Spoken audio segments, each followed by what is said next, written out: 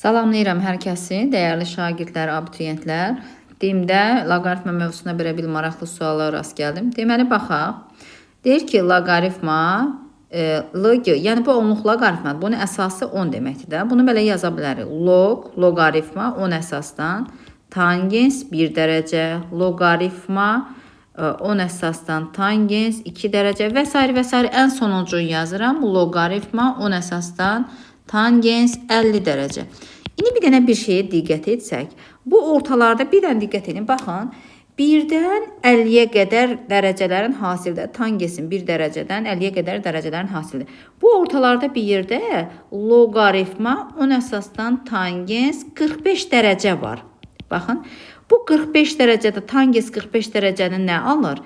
Burada alır ki, tangens 45 dərəcədə 1 alır. Baxın, bu hissə 1 alır.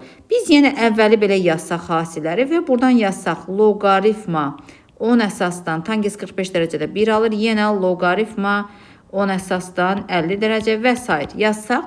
Baxın, loqaritmanın qaydasına görə loqaritma A əsasdan 1 sıfıra bərabərdir. Burada da əsas nə olur olsun. 10 əsasdan 1 bu hissə sıfıra bərabərdir.